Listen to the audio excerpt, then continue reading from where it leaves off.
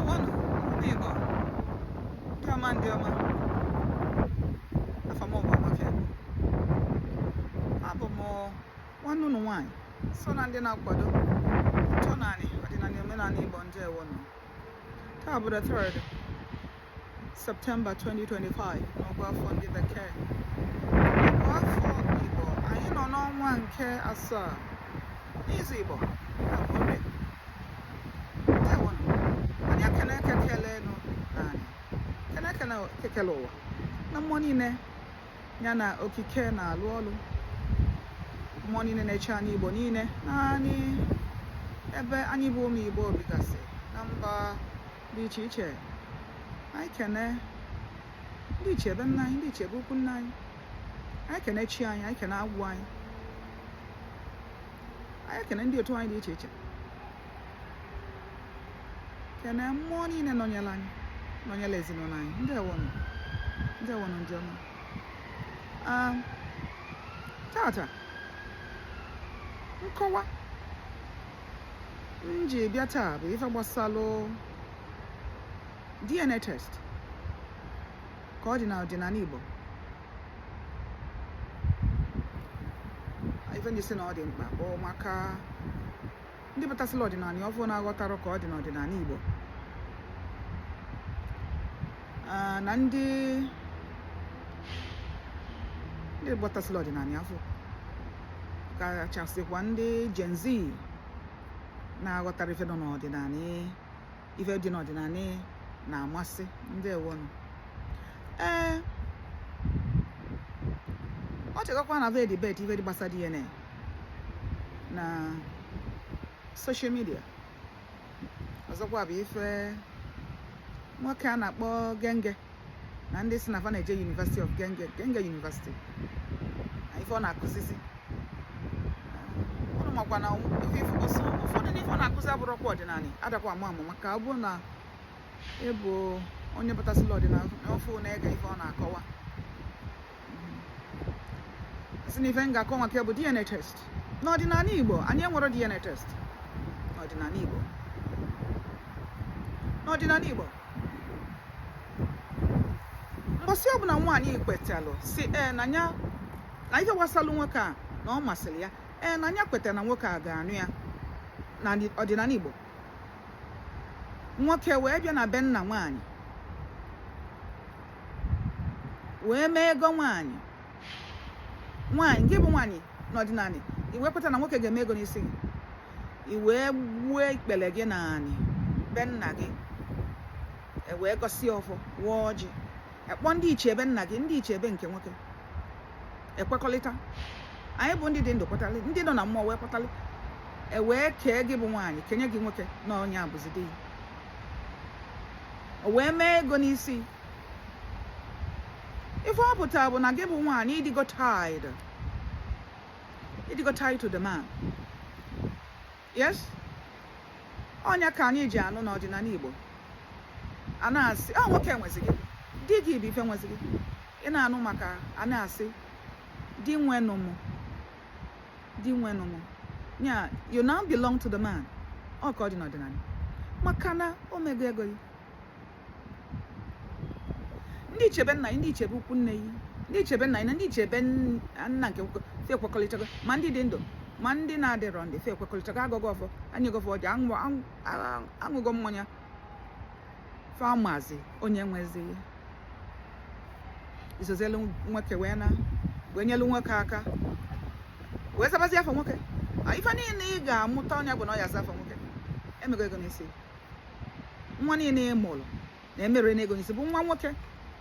Nkwu onye ọzọ, nwa niile ị mụrụ n'ọdịnala, nwa nwaanyị ị mụrụ ka ego nwoke dị ya n'isi. Ọ nwa nwoke, ọ belong to the man. So nwere ife dịka DNA n'ọdịnala Igbo. Now, having said that, ọ bụrụ ya bụ na ị nwere license gị bụ nwaanyị ije pụọ n'ezinụlọ, ije pụọ n'ilo wee je tụta ime maka nwa nwee nwoke enweghị.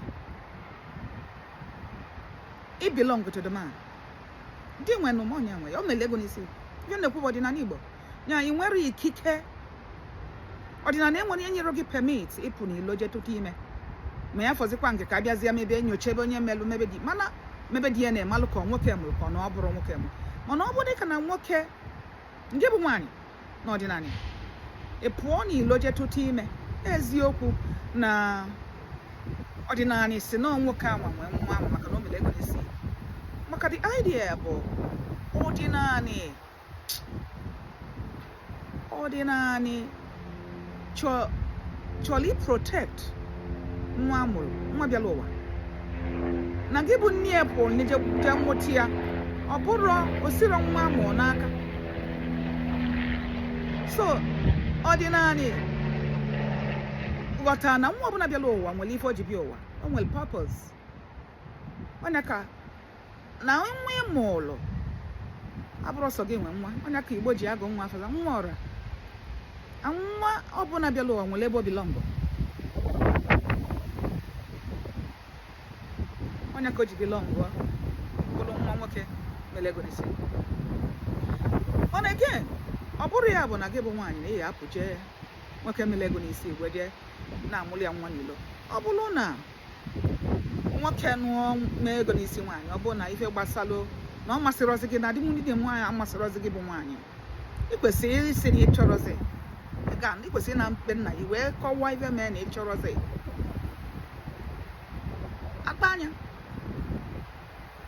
ọlụ ka ọ ya elu bụ na n'eziokwu na ịma nnụnwụzi nwoke a maka ụmụ ife dịgasị aka a na-adịkwughachi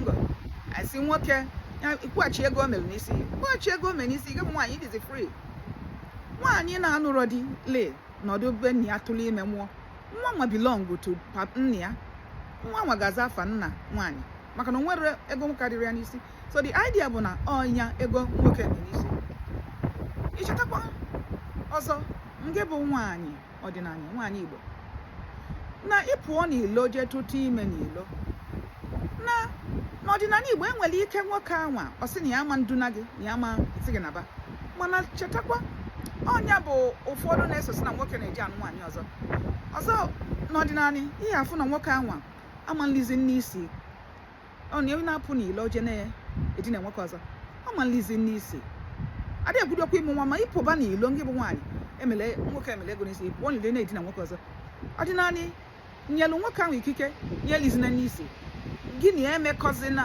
maka na ọ bụrụzi ya si ya nwe gị efokwa na spiritually na ọ ga-eme nwoke affect nwoke mele ego n'isi ọgbabazialụ gị ọsọ ọgbabazialụ nwaanyị ahụ ọsọ ma ọsọ bịa asọ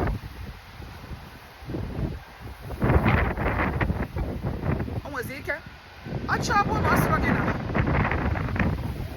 o nwere ike ọ rapụ gị mana ọ ya eje nwaanyị ọzọ nwezife gị na ya ga-enwe gị na amadị na-emekọzi enwezike ike ọtụ na isi dị ya chọrọzi ịnụ ije kwụsị nwoke anyị mgbasa ya na ọdịnala ịma na apụta na-ekwe na imerụ nwoke mere n'ego n'isi nọ eziokwu na nwa ọ mụrụ bụ nwoke mere n'isi eziokwu mana ọ bụrụ ya nyelu nwaanyị ikike ije nwaanyị emelego n'isi ije na-agba n'ilo na-amụtalụ nwoke nwa ọdịnala ya kwadoro ya ọ bụrụ eziokwu ọ dị iche dịka na nwoke na-ego nwaanyị nwụrụ ọdịnala ime permit yala ịmụta nwa ọdịnala permit nwunye ọnụ ịmụta nwoke nwa nwoke di enwụla ịmụrụ ya nwa ma ịmụgbali ụmụ ga-aza afa di ya so in that instance or for procreation or ka afa nwoke di nụlụ ka afọ ya yala ịna ka o wee ketakwa oke na ụmụnna na be nna ya ọnya ka iji amụli ya nwa nwoke nwụrụ anwụ ya ọ bụrụ ofu ife ọ bụrụ ya nye nwaanyị ikike ịdị na-eji amụ nwa n'ilo ma ọ bụrụ na di ya ka dị ya ifụkọ na ọdịnala anyị dị vast ọdịnala anyị accommodate many instances. Ọdinani protect him, we protect him one. Ọdinani I will protect him when one bialowa. Na aburu ya sinye nyaje baba nilo, nyaje tuti ime nilo. So the idea bo if no Ọdinani bubele prioritize procreation, na the safeguarding of every child. Makana mwa buna bialu wangwele purpose. Ọdinani watalia. Na regardless. Ni marokos ka nwa nwasi bia bi wo bia ba dili ji anwa. Mana oburo makia abona. Na ife nieme. Na aga ejizi e we ka nwa bialu wo afufu. Onye ka Ọdinani ji protect ye. Nwa bialu wo sina nwaanyi belongo. Nwaanyi emulu belongo. To nwoke melego n'isi ya. So nge bụ nwaanyị ọ bụ na di ada abịalụ ya Ọdinani may permit ịmụta nwa ịmụrụ bụ nwa ọ yaza nwa afa nna ya nwa ya ka ọ bụ ọ yaza afa nna ya nwa belong to nna gị ọnwa dị ele na Ọdinani Igbo Ọdinani may permit dịka nwoke nwee ike mụsịa nwa ọ mụtara nwa nwoke ọ bụrụ sọ nwaanyị ka ọ mụ n'Ọdinani Igbo Ọdinani permitilu nwoke isi nwa ya nwaanyị nye anụ na di ya biko nọdụ n'ụlọ mụbali ya nwa ka o nwenye ya aza afọ ya ọ dị n'Ọdinani Igbo a na-eme eme. So again ifu na the idea bụ na Ọdinani achọrọ ka afa nwoke chie ka afa mmadụ chie. Na Ọdinani pay a lot of attention to afa nwoke na nwoke ya aza afa na ya akwụrụ nwoke nwa and nwoke nụrụ ana nwaanyị na ife o ji nụba nwaanyị bụ ka amụta nwa ya aza afa ya na nwoke anwa na ọnụgodi nwaanyị ọ bụgodi na ọ nọtebere aka mmụọ n'oge na ọ nụrụ ana nwaanyị anwa nwere ikike ịmụbalị di ya nwa ọza afa di ya. So again Nana called if Ọdinani pay attention to the name and also procreation. Na murana nwa no nwa ka obu no nwora. Igbo na go nwora. Maka nwa bụ na amụ na community nwere ụlọ na abalu a community. No brosa ni. Having said that, I na kwa Ọdinani, I na ife di na-eme n'ụwa kita. Maka ayi amakwa ọzọ. DNA on DNA. Enyero gị kwa ịdị na-agba n'ilo. Also, chetakwa na ọya dịgasị kịta dịka HIV, dịka ọya na-efe efe na mmekọ nwoke na nwaanyị orika. Nye ọ bụrụ ezigbo ife bụ na mmadụ nọ na diwe na-agba n'ilo.